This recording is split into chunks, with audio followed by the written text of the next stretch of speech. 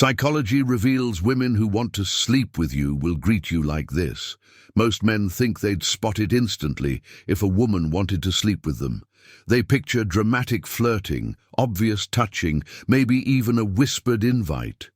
But here's the twist. When sexual attraction is real and she's ready to act on it, her greetings get weirdly loaded. Psychology shows us that desire has a way of slipping into the smallest gestures, and those first seconds of seeing you can reveal far more than she'd ever admit out loud. In this video, we'll break down 6 greeting patterns women use when they're already imagining what it would be like to take you home. 1. She greets you with a physical claim. When desire is physical, she might greet you in a way that subtly marks territory. It's not a casual hug. It's a hug where her body aligns full length with yours, where her hips are closer than social rules require.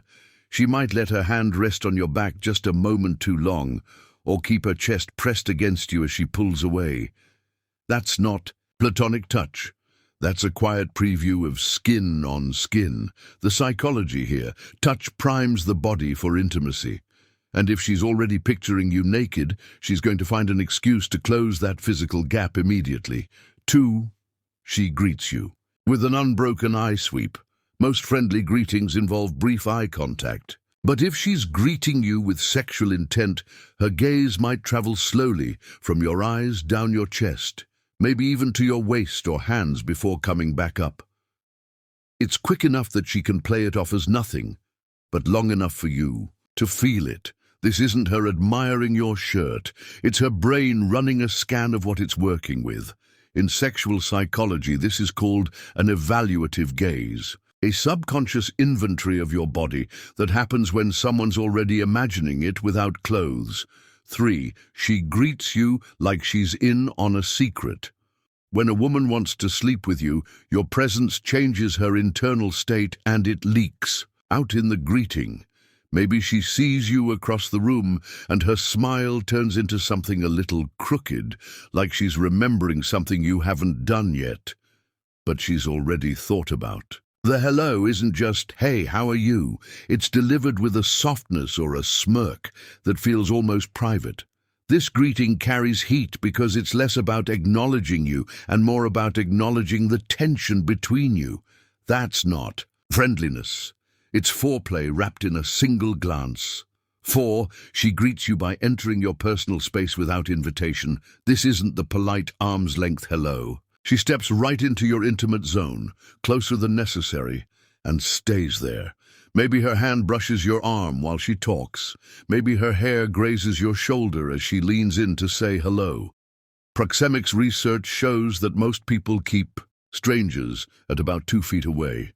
But attraction, and especially sexual attraction, erases that boundary fast. If she's greeting you so close, you can feel her body heat. She's not just being sociable. That's a physical test run for how it feels to be right up against you.